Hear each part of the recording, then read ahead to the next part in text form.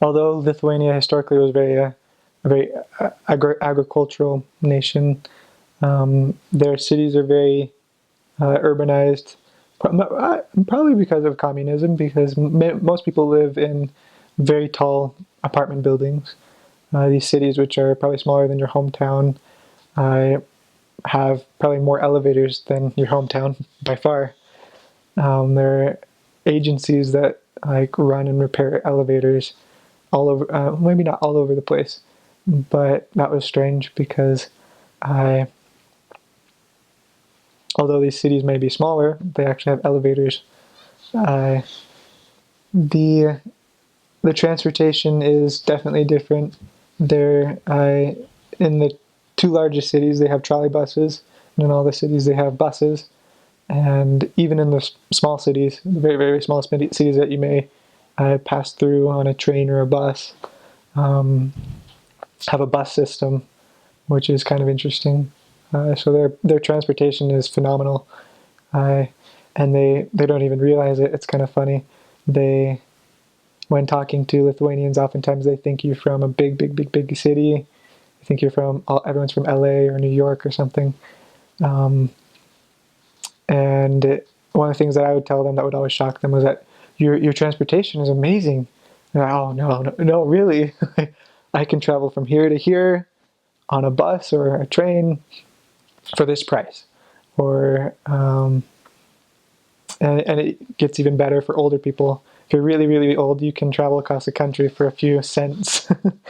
um, the In fact, some missionaries invited an older lady to be baptized in another city, and it only costed her a few. I think it was a few cents. Even if it wasn't a few cents in their currency, it would probably be a few cents in our currency. Um, as far as each city has kind of, even though it's a smaller, it's because it's probably because it is a smaller country. Each city seems to have a more specialized specialized industries. So in different cities, people had different occupations. Um, for example, in Klaipeda, the port city, people had more sea-related occupations, and that was kind of interesting and sometimes unexpected. So we'd be like, "Oh, where's this person? Oh, he's off at sea. Oh, I didn't get to say bye or something." Or maybe there was an investigator who I left off to sea, and that didn't happen so much in the other cities. Cholet had more industry, but I didn't meet too many people that were related to that. I think more of their industry happened during communist times, which is kind of interesting because more so than other cities in Cholet, um, there were more people who were sad by the current economic situation, even though the rest of uh, most people wouldn't be so happy about communism leaving. Cholet had more candy factories, more television factories. And if you're going to make something, wouldn't you rather be making candy and television than like shoes? So they were, at least that city seemed to have been more prosperous at that time. Um, I don't know. I wasn't there. I and that was kind of a shock to me that some people actually uh, just enjoyed communism or thought that it was a good point in their life for the community, or for themselves. As far as the other two cities, Kaunas and Vilnius, um, they felt very big to me because they're bigger than my home cities. Um, but again, it's the tall thing.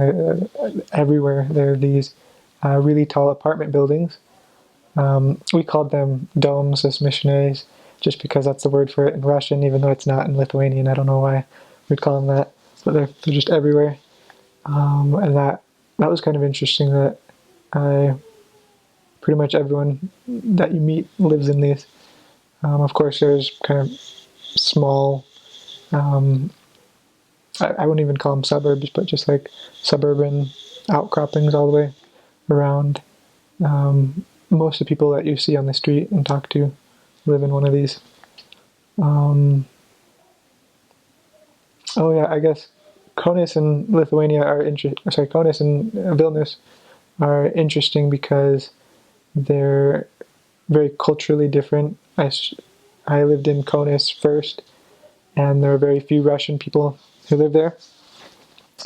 And I I never ever had to really, or I guess once or twice did I run into someone. Actually, yeah, twice did I ever run into someone who couldn't really speak Lithuanian, but who could speak Russian. So that was kind of strange. I was expecting to be more people there to be more people like that. But in the other city in Vilnius, that happens all the time. You run into people who can't speak Lithuanian but speak Russian. Or, in fact, the first person that I ran into in Vilnius who didn't speak Lithuanian very well spoke Polish instead. So there are actually a large amount of Polish people who live in Vilnius, and strangely, kind of an arm around the city, out in the countryside.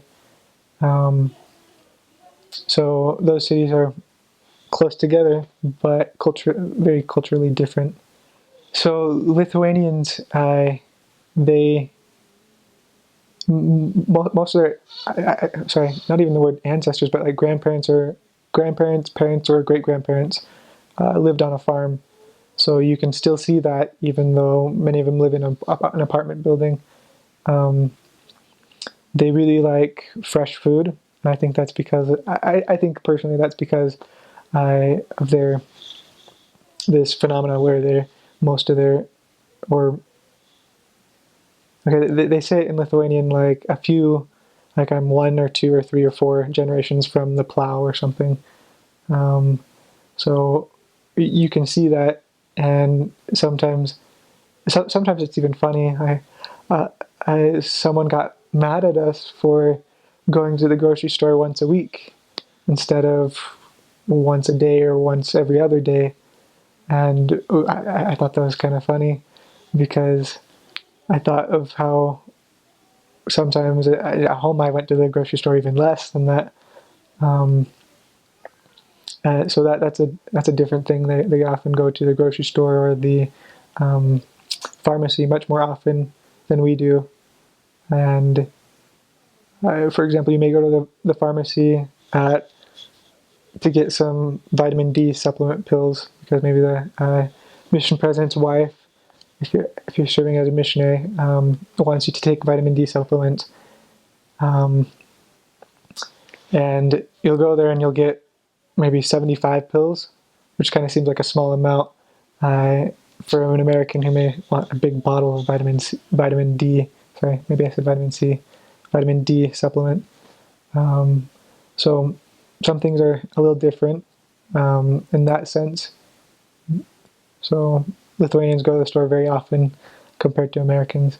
And I think that was kind of interesting and kind of strange, but it's not. There's no like siesta, but it's pretty far north, so that means that it's light pretty long in the summertime and dark for quite a while in the wintertime. Although while I was there, we kept the same schedule all year round. Sometimes missionaries have had adjusted their schedule because of this phenomena. So I guess it was a little strange sometimes in the summertime because we'd be going to bed and there might still be a child out playing on the park, and it's like 10 o'clock at night, and that was kind of strange. I guess that would be an exception for that late, but people are a lot more active and out there in the summertime, just as they are anywhere. But it might be a little strange, a little more strange to someone who hasn't lived that far north before.